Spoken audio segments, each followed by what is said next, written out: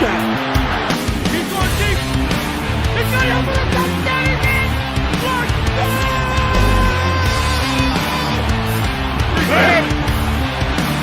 Tagovailoa trying to make up for it. Fire to the end zone. Touchdown!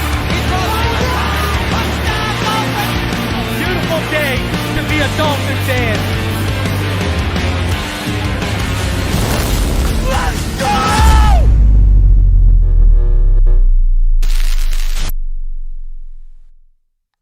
What is good, Fin Nation? What's good? It's your boy Reason, and we are back here for another one. Appreciate all y'all coming through on this Wednesday evening. No finish line tonight. Richmond and ball game. They packed it in. They said, hey, the fans got what we thought on Tuesday, so not much more. But your boy came through and said, you know what? These people are used to show on Wednesday. Your boy is going to deliver with or without. So here we are. A couple things to talk about tonight. I don't even imagine it's going to be a super long episode tonight, but a couple things some housekeeping I want to take care of. There were 2 donations 2 nights ago that I missed.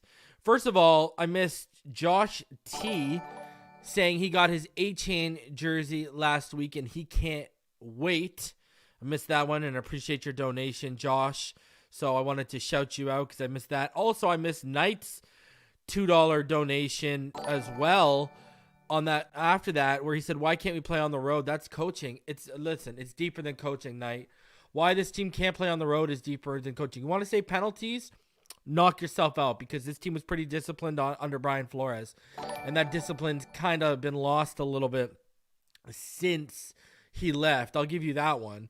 The one thing you could say that's gone wrong since Flores has left. But the road thing, I've already laid out these examples. That existed when Flores was here. All right? Like, do we got to go back to the Atlanta game? Where if we win that game, hey, we're in the playoffs. Tennessee game, win, get in, we lose. Okay, the whole team didn't show up. Duke Johnson was the only guy who looked like he showed up on offense and they didn't feed him the ball. Win, get in to his rookie year. AVG looks like he's the only one who got off the bus on defense. Then Tua suffers about 13 drops from his receivers. Should have had over 500-yard passing. Only one of those interceptions was really actually on Tua. The other one was receiver slipped on his route. Throw was good. The other one was he hit the receiver in the chest, ball in the hands, ball popped up, and got picked off. It's the same thing. I've tried to use this. It's the same thing as when I talk about the defense and how they mess up the fundamentals, and they've been messing them up since Brian Flores was here. It's the exact same thing. It's a personnel thing. And it goes down to this team just doesn't know how to win yet. And the 2 big guys that know how to win, Tyreek dropped a potentially game-winning touchdown last year in December on the same drive Trent Sherfield did against Buffalo. Dropped a walk-in touchdown against the Eagles that would have changed the landscape of that game. And he dropped a pass that would have taken us to the KC 30 that would have put at least 3 to 7 points on the board. And then he also fumbled at the KC 31, leaving 3 to 7 points on the board for us and putting 7 on the board for them. So, again, 13 to 21 point swing, depending on how you want to look at it. That's just what it is on Tyreek alone. And that's the guy we pay the almost $30 million annual average salary, and we brought him over here because he's a winner. And he's arguably the best player to ever wear our colors, but that's just what it is right now. This is a personnel thing. Okay? We've seen this on our personnel going all the way to Flores. This is not just a coaching thing. All right? So I gotta say that. I gotta lay that out a little bit, right? Shout out to all the Patreons, all the channel members. Hey, listen, if you're not a Patreon, you're not a channel member, you can become one. You can go to patreon.com/Phinside The NFL, or you can hit the join button next to subscribe, and you can become a channel member or Patreon. That's your call. Remember, I got a giveaway going from episode 901. You got to go over there. We'll talk about it later on in the show a little bit. You got to go over there and like and subscribe and all that jazz on episode 91. So 901. But then I got specific t-shirts I'm giving away just to Patreons and just to channel members. So you can become a channel member, you become a Patreon. But if you can't, if that's not in with your financial means, or you just don't straight up want to, well, do me the favor. It takes less than 3 seconds and it costs you nothing. Smash that like button, please. Appreciate all of you. Already about over 170 of you in the room. This was a last minute show. I was really actually not planning on doing one. And I said, you know what? Let's give it something. Let's get out there. Let's do it. So, listen, we got a bunch to talk about tonight. We're going to talk about Tua and his new look. I mean, we're going to get into potentially Tua's final form tonight. So we're going to talk about that. And just, a whole bunch of other stuff. I mean, we're going to talk about, a defensive tackle on the team and a defensive tackle that could potentially be on the team in the second half of the season. So, man, a lot to go over tonight. Shout out to all y'all in the chat. Man, I'm ready to get back to football. Sunday cannot come fast enough. And I gotta tell all y'all something. Listen, here's the deal. Christmas Eve, we play 4:25 p.m. Eastern. I will be live on Christmas Eve for that game. But please, NFL, if you're listening, for the love of everything holy, flex the game. All right?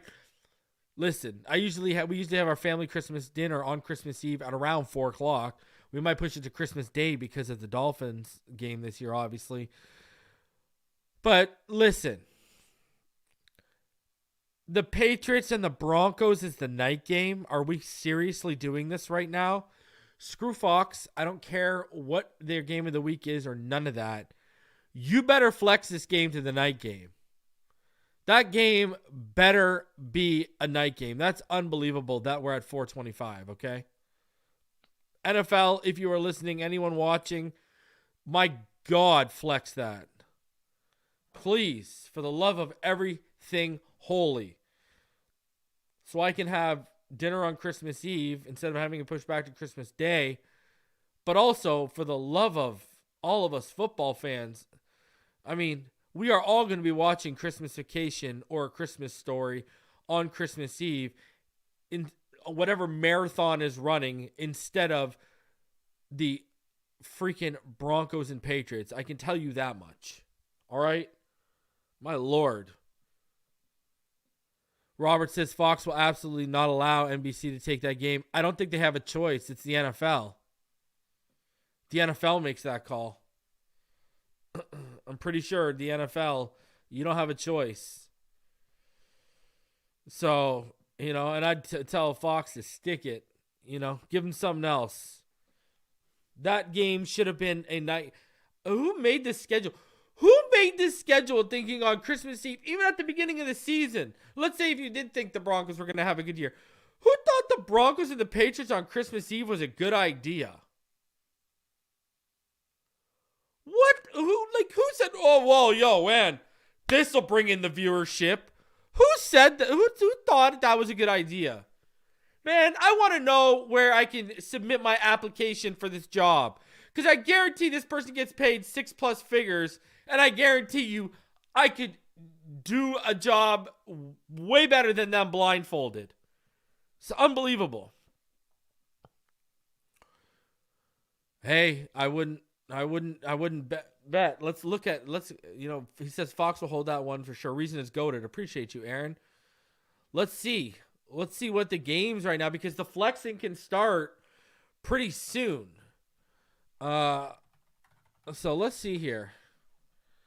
We have to actually see the NFL on Fox schedule. Okay, here we go. Hold on.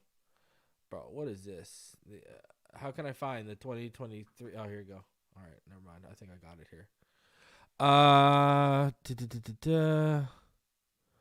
Week 7. All right. Okay, so I've got the schedule right in front of us. So, Robert, since you are in the comments, let's have some interaction here. Since you're in the comments right now, is it week 12? They can start flexing, right, already? It's week 12 or week 14, right? It's week 12 or week 14 they can start flexing. Someone remind me in the comments what week the NFL can start flexing, because I got the schedule in front of me right now, the NFL schedule, so we can find out what the deal is. Because right now, you make a good point, but I'm seeing games, but I need to know what week we can start. No. What week can the NFL start flexing? I know the NFL can start flexing games at a certain week. Hold on.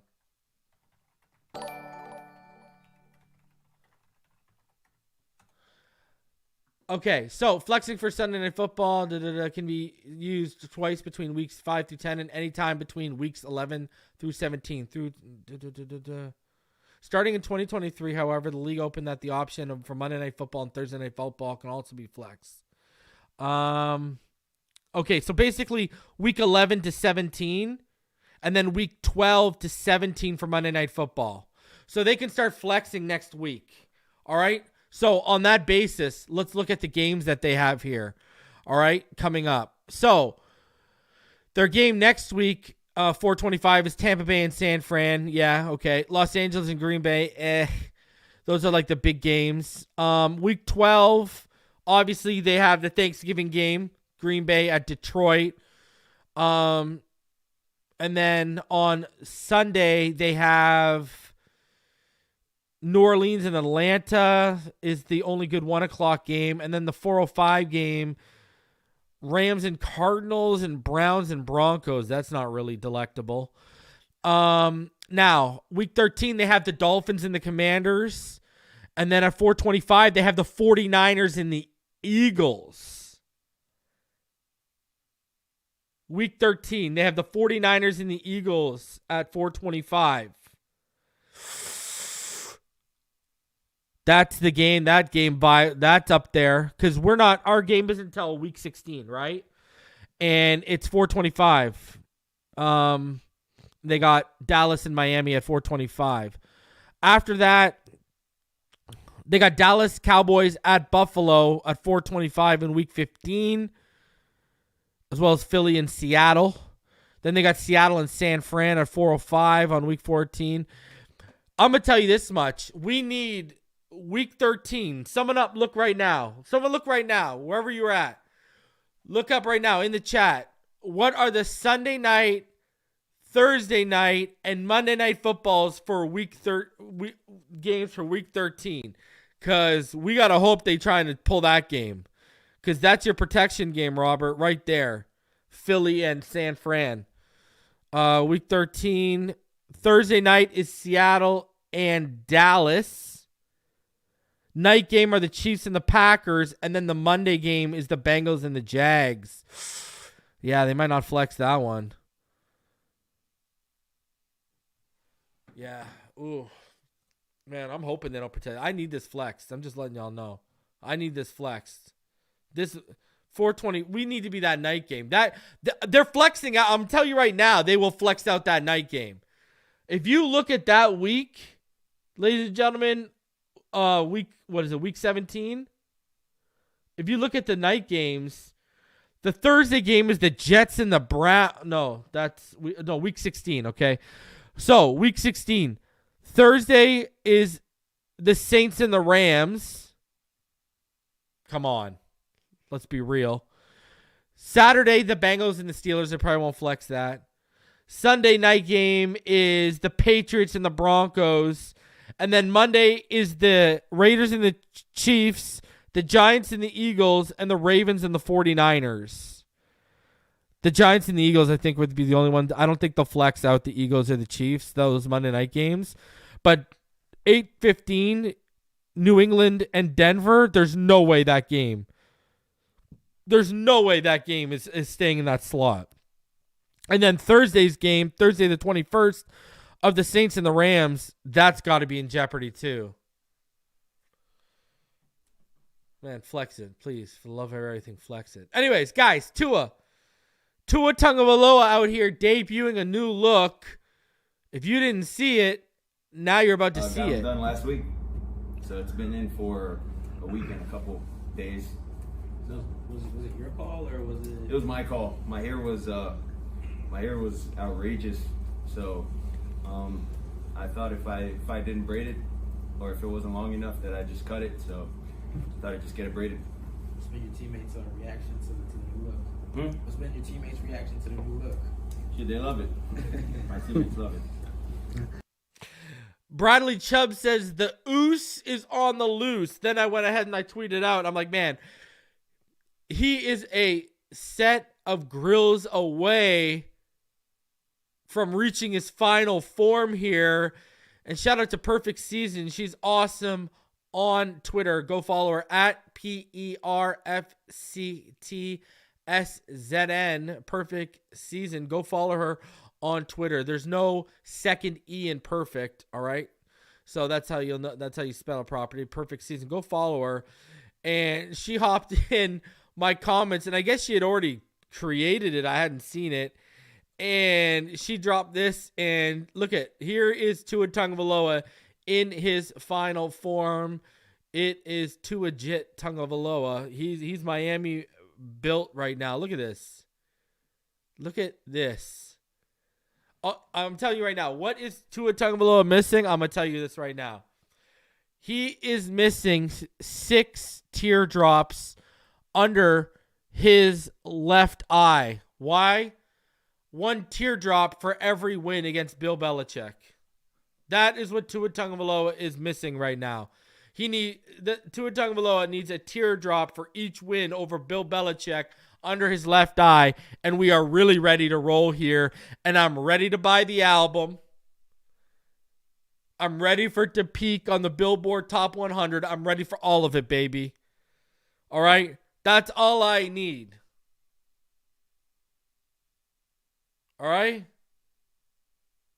Everyone, remember, I told you all a while ago, Tuscaloosa Tua is dead. He's gone. He's gone. This is made in Miami, Tagovailoa. This is what we are at right now, baby. Troy Nuke's right. We need the earrings in there, too. Well, he's got the earrings in there, but he needs this. He needs the bling. Oos is on the loose, baby. Let's get it. I mean, this is hilarious to me. This is amazing. This man better win the MVP looking like this. I want it. I'm here for it.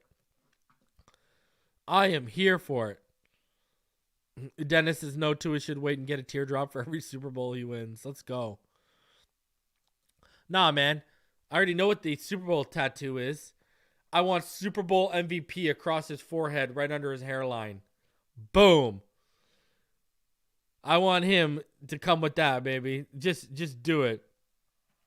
I think it's hilarious, man. Just to see him having fun, expressing himself, man. This stuff wouldn't happen under, the dictatorship that was Brian Flores.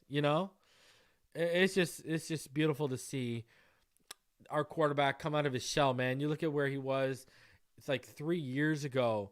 Where how he was treated and just how he reacted, to the media and how he was handling, like you see how many times you watch now and the media laughs, and everyone's loose and everyone's just, man, the culture and the vibe is just so much different. And it's so awesome that it's happening right now in Miami, man. It's a beautiful thing to watch unfold, and it's a beautiful thing to be a fan of, and a beautiful thing to be a part of, man. So, Fear Flores, that's hilarious. Oh my God. Knight says, Omar stole my Iverson look comparison. Oh, wow. That's where we're at, eh? AI? Right, AI? That's hilarious. Man. Well, hey, we saw in that Chiefs game, he crossed over a menu in the backfield. Like, that's what I don't get. Oh, Tua Tagovailoa can't create out of the pocket. Tua Tagovailoa can't extend. What are you talking about? How many touchdowns have we seen to Jalen Waddle where Tua Tagovailoa is creating outside of the pocket, making someone miss, and then making a throw-off platform, a bootlegging out, and making the throw on the run? Like, what are we talking about? And that's the hardest area of the field to make those throws and to make those completions when the field is that condensed and there's no room. This whole thing of what, because he doesn't run a 4.4 or a 4.5, That's the issue. It's so lazy to take that Tua doesn't create out of space and Tua doesn't do. It's just so lazy because we see it all the time. So, it's just so lazy, man. And it's so incorrect. Like look at even Nada says Tua lived off the bootleg in his first 2 seasons, 110%. Knight says he was also rocking the solo white sleeves at practice. Brother, I need the visor. I need the cornrows in the visor. You need to take, especially because Chosen going to get cut when Achane gets activated this week. Chosen, I've been saying for weeks, Chosen's probably going to be the odd man out, especially now that Craycraft is back. Chosen's going to be, and then they'll probably slide him onto the practice squad. But I need the visor. I need the white. Bring me the visor. We've seen him rock it in practice before, too. We've seen him rock that in practice before, too. So we need the visor to rock with these cornrows, and then we really cooking. Man, I'm telling you, I'm ready for it. I'm ready for MVP Tua. This man looks like he, not even in his final form yet, baby. Not even in his final form. And I'm here for every freaking minute of Tua Tagovailoa, just expressing himself and being him. Because he is him. That's my franchise quarterback, baby. Let's go. Rome knows what time it is. Trilla Tagovailoa season. Bro, he better be riding out to Rick Ross Trilla all year. That album better be on repeat for Tua Tagovailoa right now. All right? I'm just saying.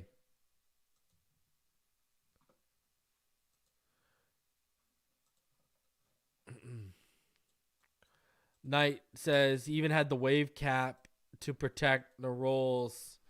Man, Tua out here just living the life, bro. Man, the memes of him in the do-rag and the chain, we're seeing it come to life, baby. I love it. I love it, man. I love it. That's how an MVP looks right now. I'm just saying. All right. Now, I got some stuff I want to get into and go over here with all of you guys. First, let's hop over to ESPN and early 2024 free agency buzz, early top 25 ranking buzz and predictions. So, it says here as we hit the second half stretch of the 2023 NFL season, and this is Jeremy Fowler and Matt Bowen, and we're going to get into why I even told you that in the second here. Many teams will soon start thinking about their 2024 off-season plans. Part of that, of course, is how they will approach the free agent pool. The negotiation period set to begin on March 11th, with free agency officially opening 2 days later on March 13th. Just 4 months away now. Anyways, enough of that. Brian Burns, they consider the number one free agent right now. Number 2, they have Chris Jones. Number 3, they have Kirk Cousins. And number 4, they have Christian Wilkins. Now, I said Jeremy Fowler is one of the people who wrote this. So let's read what he says here. And then let's take a little bit of a trip down memory lane. All right. So Christian Wilkins, right? It says right here, his salary $10.8 million. Age entering the 2024 season, 28. Why he could get paid. Wilkins has the position versatility to produce in multiple NFL fronts. He can align as a 3-tech, play nose, or even slide to the edge. And he is an explosive mover of the ball with lateral juice to impact both the run and pass defense. This season, Wilkins has 4.5 sacks, 18 pressures, and 37 tackles. What we're hearing, enough teams love Wilkins' versatile game that he will be paid handsomely. Several respected executives consider him a top 10 defensive tackle. Miami and Wilkins' agent, David Mulligetta, who we talked about on the midseason roundtable yesterday of Athletes First, negotiated diligently over the summer but couldn't agree on a structure. Lack of sack production, 11.5 to his first 4 seasons, loomed large over talks, but he's pacing on a career-high 8.5 sacks this year, which only strengthens his position. The franchise tag for defensive tackles is around $20.8 million. So before we take a trip down memory lane, a couple of things to unfurl here, let's say, all right? So You know, let's start off with this. All right. My thing here is he's 28. All right. So you're 28. All right.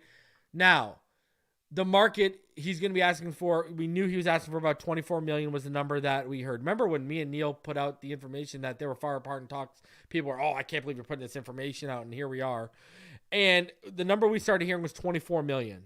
Okay. Now the franchise tag is 20.5 million. Now, here's the thing with this. All right. Here's where I'm going with this. He's going to be 29. All right. He's going to be 29 at the end of that deal. All right. If you franchise tag him for one more year at 20.5 million, and remember, he's a player who hasn't missed time, right? He's been good and hasn't missed time. He's going to be 29. All right. Remember, he was born December 20th. So he's actually going to be turning 28 this December in a month, right? December 20th, he turns 28. Then next year, he will turn 29. So, franchise tagged, all right? Then he will be, that's on the 20.5 million.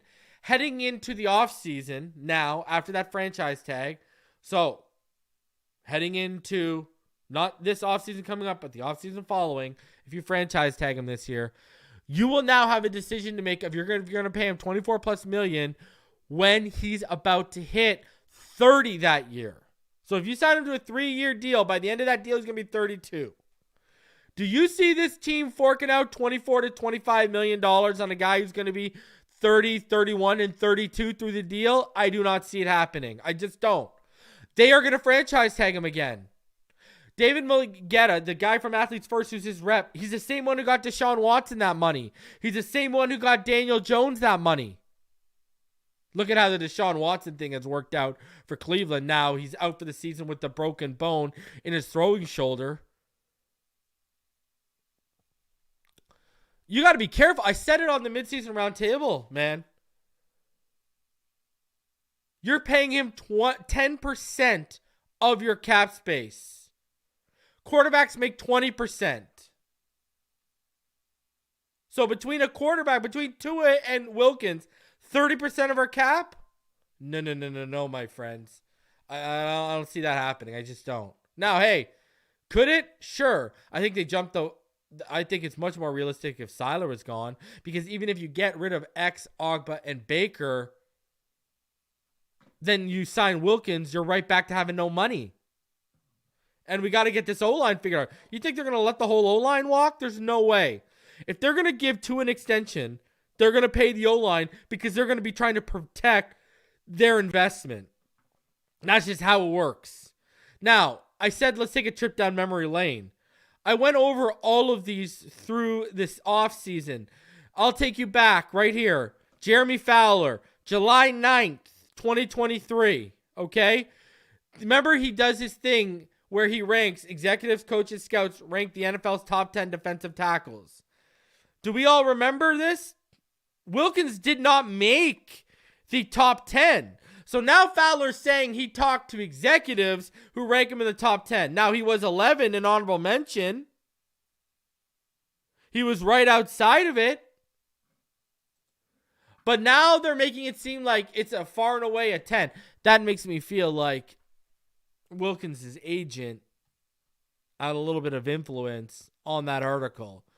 So now all of a sudden he's a top 10 when in the offseason he wasn't.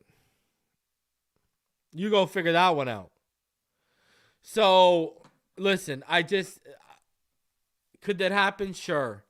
But not at 24, 25 million. I just don't see how this happens. I really don't. It doesn't make sense to me. Now, I love Christian Wilkins. I hope it works out. I hope he stays here. But at 25 million, I'm sorry. I just don't see that being realistic.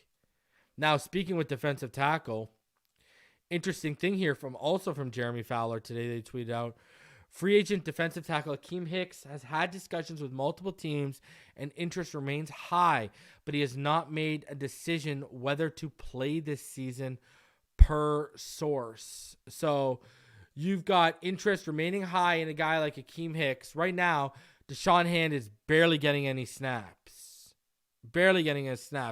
It is like a 3-man rotation on that interior between Raekwon, Wilkins, and Seiler. And that is a very dangerous game to play because if someone gets hurt, who's in there?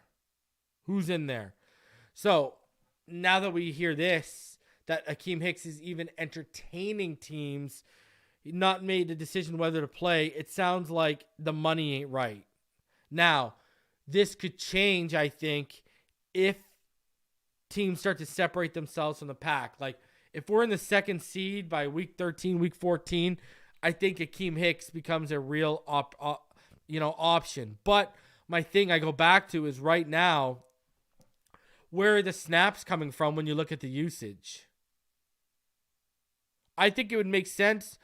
Listen, what did I say at the trade deadline? We needed an interior linebacker, interior defensive lineman, and interior offensive lineman because our depth there is not good. Interior linebacker, if Long or Baker get hurt, the Van Ginkel experiment didn't work.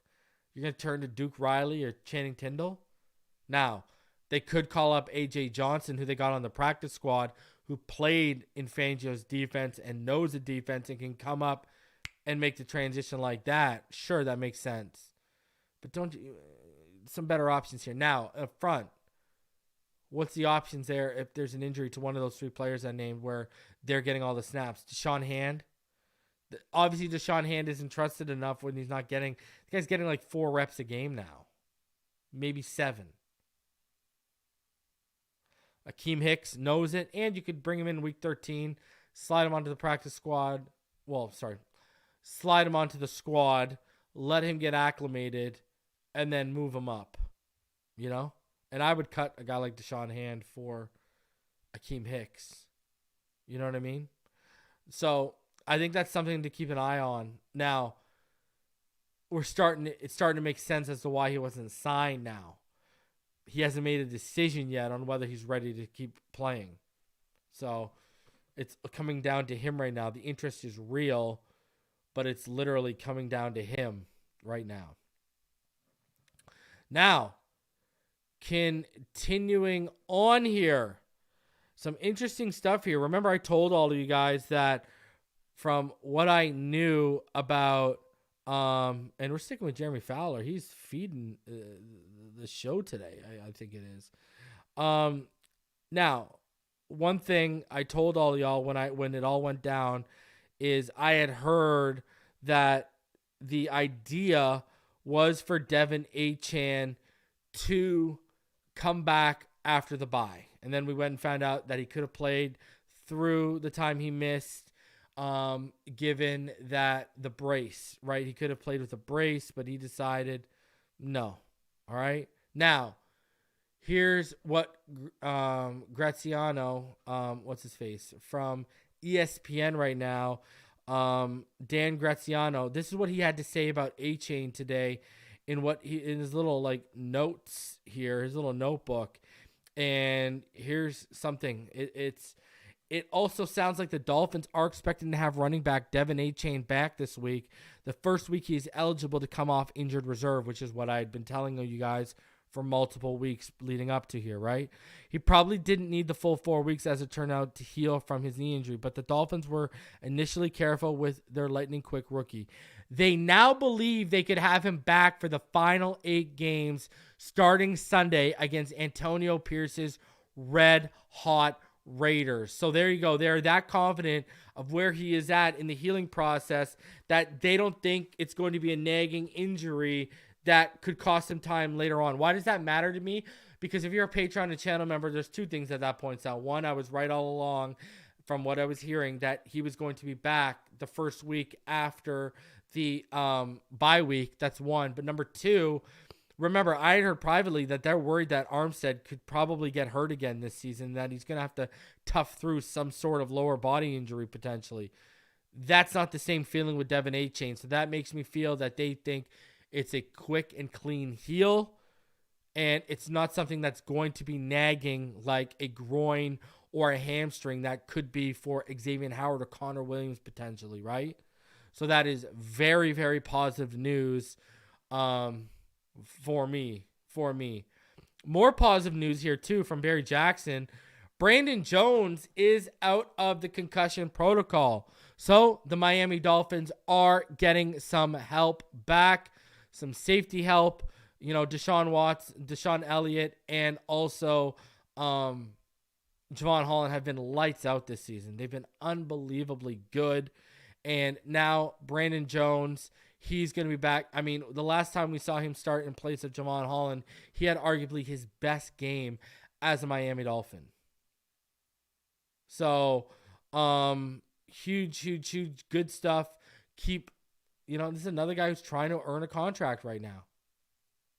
This is another guy who's trying to earn a contract right now. So, Brandon Jones, he's out of concussion protocol. Remember, he didn't even travel with the team to Kansas City. He stayed back in Miami. So, now he's back. He's out of concussion protocol. Good to go. And listen, again, another positive piece of information. The reinforcements, they're coming in different ways. And, hey, I believe today someone said was the first time we've had our whole defense healthy and practicing today. Because I believe Robert Hunt was on the sideline. Robert Hunt not practicing still with his hamstring injury. So, but, hey, now, on ESPN, they also did a feature, and they were talking about, coordinators and how are coordinators doing. Here's a look at what's gone right, what's gone wrong, and the key to the second half for every offense in the NFL through their coordinators, right? And so what they said was play caller for us, they have is Mike McDaniel, offensive coordinator, Frank Smith, obviously. What has gone right? In his second year as offensive play caller, Mike McDaniel has orchestrated the NFL's top scoring offense. The Dolphins lead the league in yards per game and passing yards per game and rank second in rushing yards per game. They've also scored on a league-high 75% of their red zone trips, making this one of the NFL's most efficient offenses. What has gone wrong? Miami's performance against its toughest opponents leaves something to be desired, but there's not a whole lot that's gone wrong through the midway point of the season. The Dolphins could improve on third down when they convert on 39.58% of their attempts, 16th best in the NFL. And ESPN's key to the second half for the Miami Dolphins is keeping Tua Tagovailoa upright. The MVP candidate has been sacked on just 4.3% of his dropbacks, the lowest of his career. As the Dolphins found out last season, things can fall apart if he's hurt, so the priority, number one, is keeping him healthy down the stretch. And, I mean, even PFF, they ranked us in the top 10 offensive lines with the performance they've been putting on and how good they've been doing. So, I would agree that is a big key to the second half. I think also another thing that's gone wrong here is, again, should have been mentioned there, that we are our own worst enemy. Whether it's penalties, whether that be from the coaching staff getting the call in late, or whether it be us taking bonehead calls, we've been our own worst enemy. That Chiefs game we lost. We were our own worst enemy. We lost that game. The Chiefs didn't beat us. We lost that game. And we had that game. And we just lost it. So I really think that would be the biggest thing is what has gone wrong. Look at the Philly game, injuries and the officiating is what cost us in the long run in that game. We were our own worst enemy against the Bills, and we were our own worst enemy against the Chiefs, just in different ways. We needed the humble pie after that win over the Broncos against the Bills, and we just beat ourselves against the Chiefs. I mean, literally, that's just what it is. And, as you look at what this, again, they lead the NFL in points scored with 285 and total yards with 3,918. I'm just saying, they've gained also 3,918 yards this season and allowed 2,902 yards in 9 games this season defensively. So that 1,016 yard margin is the best in the NFL. And look at what our offense has done at home. We've outscored opponents 174-74. That's ridiculous at home. In home games, we lead the league in scoring offense at 43.5 points, total offense at 516 yards per game at home, rushing offense 203 yards per game at home, and we are fourth in passing offense at home, about 313 yards per game at home. Just saying. We are on pace right now. That 3,918 yards, we are on pace right now for 7,400 yards this season. That's just 74 yards shy of the record of 7,474 set by the 2011 New Orleans Saints. And, those 3,918 yards this season after 9 games, that's the 10th most since the AFL-NFL merger in 1970. So, that offense is doing a lot of right, man. A lot right. And again, man, hey, 4-9 against 2022, 2023 playoff teams, 2-8 on the road, 2-1 at home. This team needs home field advantage, man. That's just is what it is. This team needs home field advantage. And hopefully we can get it. But sticking with Mike McDaniel, because, he's done such a phenomenal job this year. He really has. You just can't say enough good things about the year 2 coach. And now that he's had a healthy Tua and people have got a taste of what he could do in this offense with a healthy quarterback. Listen, right now, if you go to MGM Bet, right now, on the NFL Coach of the Year odds, Mike McDaniel, he's third behind Dan Campbell and DeMeco Ryans. So third best odds. We got 2 in the MVP running. We got Mike McDaniel in the Coach of the Year running. I'm telling you, if we break that record that was set by the 2011 New Orleans Saints, and or if Tua wins the MVP, he's winning Coach of the Year. We're gonna win this division too. Now it's gonna be, I think, down to him and Dan Campbell. DeMeco Ryans is up there, but I don't know. Would I be putting money on Houston making the playoffs? No. It's a good story right now. They would shock even me if they make the playoffs, though. That would shock even me if they made the playoffs. It would. So, I don't really, I wouldn't be out here putting money down on the Houston Texans making the playoffs. Listen, I thought Stroud was going to crash down to earth in Cincinnati against that defense, and he just didn't. Man, he's playing well. I believe he's the number 2 quarterback on my list. If you go on my Patreon, you can find my list there. I believe he's number 2, and Bryce was 3, if I remember correctly. It might have those flipped. I don't know. I forget. But I know Will Levis, and then Stroud, and then Bryce was my top 3. Either way, that's just is what it is. So, hey, listen. Here's the deal, guys. I'm going to be live tomorrow, all right? I'm going to be live tomorrow around 5 o'clock with Neil. We'll get into it. We'll have a good conversation for all of you guys tomorrow. Hey, I hope you all enjoyed that midseason roundtable yesterday. I thought it was a great discussion. I thought it was a good show. And I appreciate all of you who came through. We had over 500 people in the chat. We got over 320 of you in the chat right now. I thought it was just a good discussion. I think this weekend as we get ready for the Raiders, hey man, we're all ready for Ball to come back, but man, I'm expecting us to give these guys the work. I really am. Aiden O'Connell, come on. This defense is going to have a chance to absolutely feast. Absolutely feast. So, and right now, man, we're in a position where just take care of business in the AFC East is ours. Even with those 3 tough games at the end of the season here, the AFC is looking like it's ours, man. It really is. So, hey, I'm enjoying every minute of it. Hey, Rick, I appreciate you for coming through, brother. Shout out to Rick Madison in the comments. Listen, he's one of the reasons why I actually went live tonight. I wasn't intending to, and he hit me up on Twitter and said, hey, are you doing a podcast tonight? And I originally replied to him and said, probably not. I'll be live tomorrow. And then I deleted it, and, I decided, hey, I'll go live. People are used to me going live, so I'll give them a little bit of a show on Thursday. So appreciate you, Rick, for being that extra motivation I needed on a day where I just wasn't feeling it in general. So appreciate you, man. I appreciate you. And, man, I got to say this before I get out of here.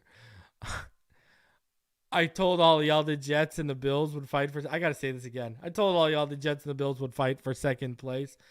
I did not think it would be without Aaron Rodgers and just – I didn't know they'd implode this bad. Oh, my God. Who wins, Buffalo or the Jets? Both teams lose. For the first time in NFL history, both teams find a way to lose. On all seriousness, though, honestly, I'm hoping. I guess are we rooting for the Jets? I hope both teams lose. Are we rooting for a tie? Shout out to you, Scotty. I appreciate you. Are we rooting for a tie? I don't know.